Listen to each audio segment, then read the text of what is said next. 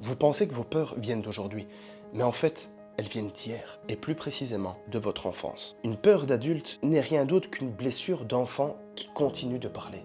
Quand Elodie avait 8 ans, sa maman lui disait « Chut, ne fais pas trop de bruit, sois sage, ne dérange pas ». Alors Elodie a grandi en pensant que pour être aimée, elle devait être invisible.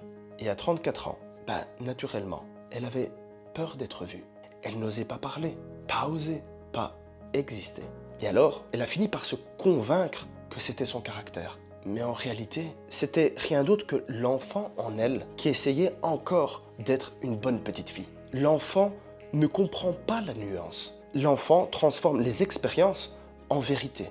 L'enfant se dit rien d'autre que si je me fais gronder, c'est que je suis mauvais. Si on me quitte, c'est que je suis pas assez. Si mes parents se disputent, c'est de ma faute. Et ces vérités deviennent rien d'autre que des croyances limitantes, des peurs. Et ces peurs deviennent rien d'autre que votre vie d'adulte. Alors, aujourd'hui, demandez-vous, qui parle exactement quand j'ai peur? Est-ce que c'est l'adulte que je suis aujourd'hui ou est-ce que c'est l'enfant que j'étais?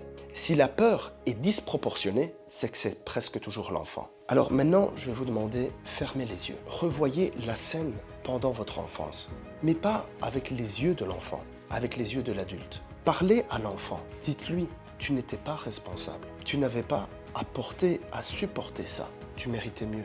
Il faut savoir que notre cerveau met à jour notre mémoire émotionnelle, et dès lors, la peur disparaît. On ne guérit jamais une peur par la force. On la guérit en comprenant l'enfant qui l'a créé. Et quand l'enfant guérit, l'adulte respire. Si vous voulez maintenant aller plus loin, cliquez en haut, en bas ou tout autour de cette vidéo, ou le lien en description, pour découvrir l'univers Phoenix Neo Academia. Parce que tout le monde mérite d'avoir une deuxième chance.